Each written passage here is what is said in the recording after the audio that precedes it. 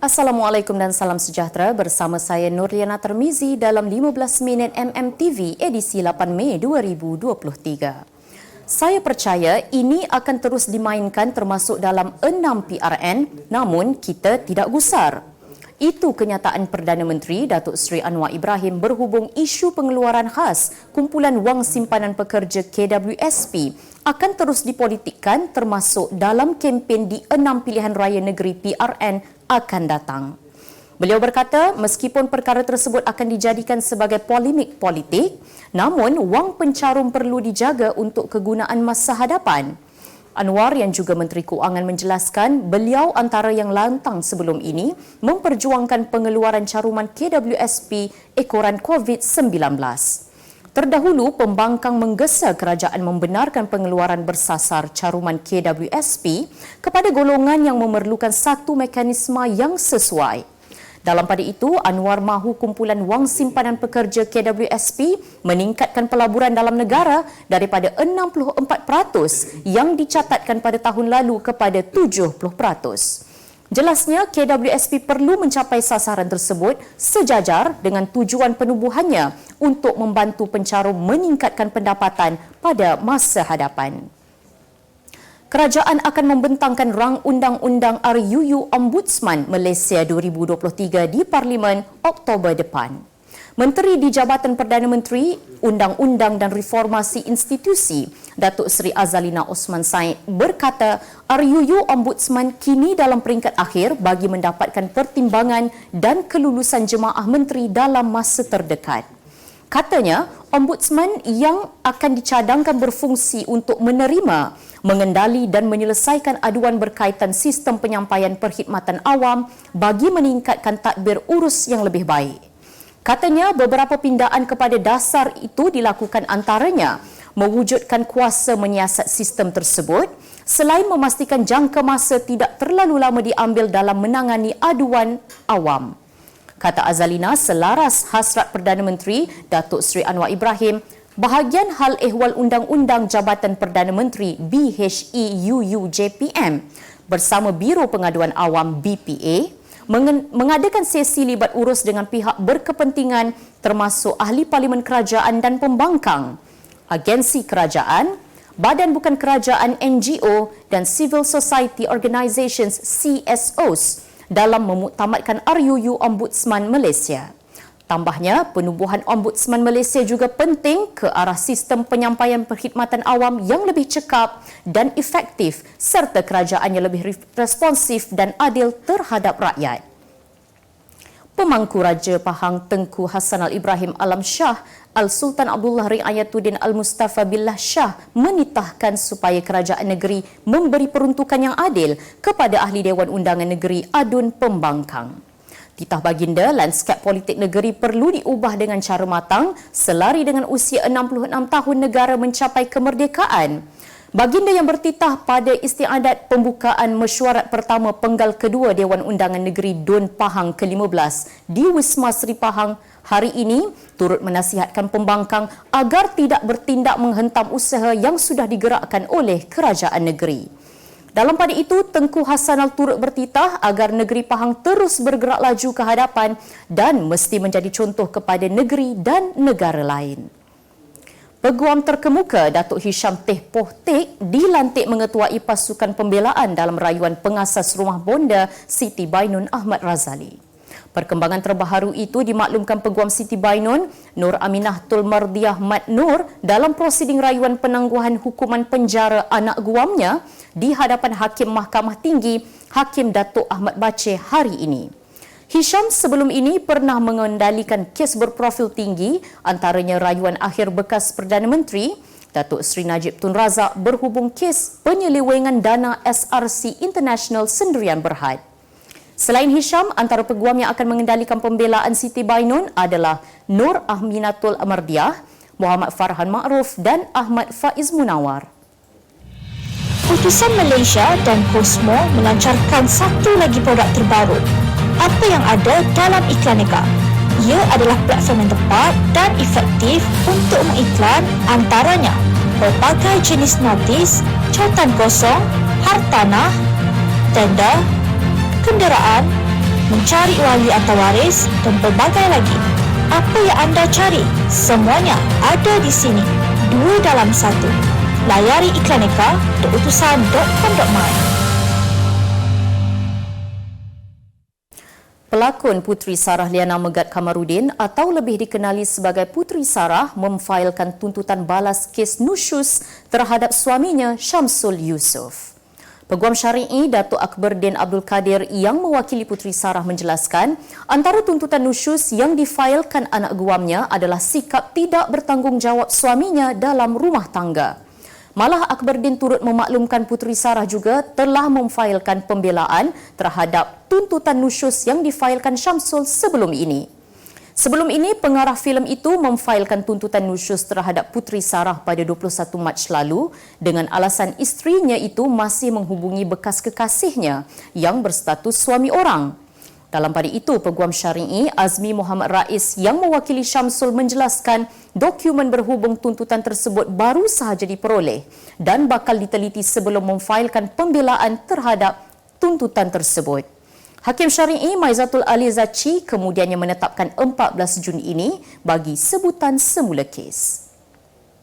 Seorang samsing jalan raya dipenjara 8 bulan oleh Mahkamah Magistrate hari ini atas kesalahan menakutkan seorang penunggang motosikal dengan menggunakan pistol tiruan. Tertuduh Low Zhao Yuan, 29 tahun, mengaku bersalah atas 2 pertuduhan dibacakan jurubahasa mahkamah di hadapan Magistrate Mazana Senin. Berdasarkan kertas pertuduhan, tertuduh didapati telah menakut-nakutkan secara jenayah hendak menyebabkan kematian terhadap Muhammad Zulhusni Muhammad Amin, 25 tahun, pada pukul 12.17 tengah malam di tepi jalan berhadapan bangunan Melaka Mall, Jalan Lebuh Air Keruh dalam daerah Melaka Tengah pada 28 April 2023.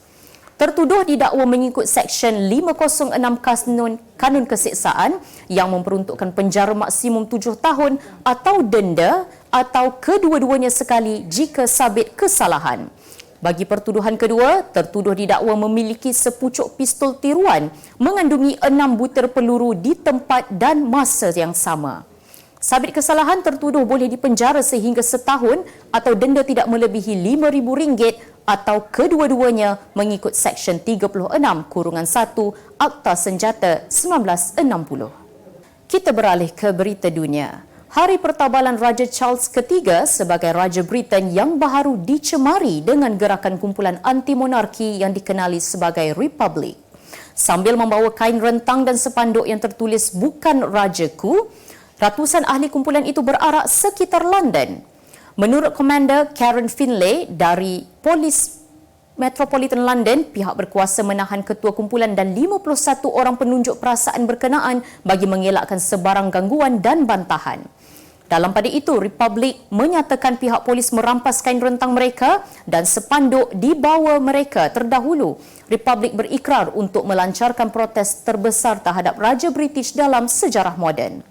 Selain itu, penunjuk perasaan tersebut turut membantah pertabalan itu yang berlaku di Glasgow, Scotland dan Cardiff, Wales. Sepasang suami isteri di Sumatera Barat, Indonesia menghias kubur anak mereka dengan tema animasi popular Hello Kitty. Video berkenaan dimuat naik seorang wanita bernama Helsa dalam akaun TikToknya di mana suami Helsa mengecat kubur anak mereka dengan warna merah jambu, manakala batu nisan berbentuk Hello Kitty diletakkan di atasnya. Setelah siap, Helsa menabur bunga di atas kubur yang sudah diletakkan batu-batu kerikil. Video itu mendapat perhatian netizen di ruangan komen. Jelasnya, video itu dirakam pada 17 April lalu ketika majlis pengebumian keluarga besarnya yang kebetulan berdekatan dengan rumah. Ujarnya, ini merupakan inisiatif untuk mencantikkan kubur anak perempuan mereka yang meninggal dunia selepas menjalani pembedahan.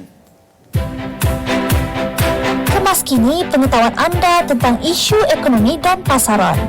Merangkumi sektor hartanah, perniagaan, keuangan, komoditi, IKS, halal niaga dan dunia korporat. Sentiasa ikuti perkembangan ekonomi semasa di dalam dan luar negara. Semua informasi terkini hanya di hujung jari. Dapatkan edisi ringgit setiap Isnin hanya di akhbar Utusan Malaysia.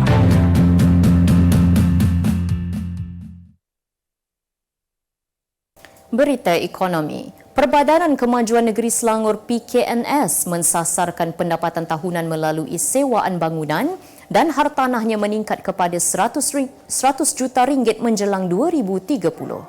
Ketua Pegawai Eksekutif PKNS, Datuk Mahmud Abbas berkata, kini PKNS berjaya mengutip 8 juta ringgit setahun bagi sewaan bangunan dan hartanah miliknya. Mahmud menambah jumlah berkenaan dijangka bertambah tahun ke tahun sehingga 100 juta ringgit pada 2030, memandangkan PKNS sudah mula menyuntik aset miliknya ke dalam amanah pelaburan hartanah REIT. Ujarnya lagi, melalui REIT, PKNS bakal menambah bangunan sewaan baharu miliknya dalam mencapai sasaran 100 juta ringgit dan pada masa sama merealisasikan impian PKNS untuk menjadi pemilik hartanah terbesar di Selangor. Proton Holdings berhad Proton terus melangkah ke depan dengan melancarkan sebuah lagi kenderaan utility sukan SUV yang dijenamakan sebagai model X90. Menyambut ulang tahun ke-40, Proton melancarkan model X90 sebagai mercu jenama nasional itu telah memasuki segmen kenderaan tenaga baharu NEV. Kenderaan SUV ketiga keluaran syarikat kereta nasional tersebut yang dilancarkan Perdana Menteri Datuk Seri Anwar Ibrahim bukan sahaja menawarkan model NEV, malah menjadi model pertama yang menggunakan teknologi hybrid.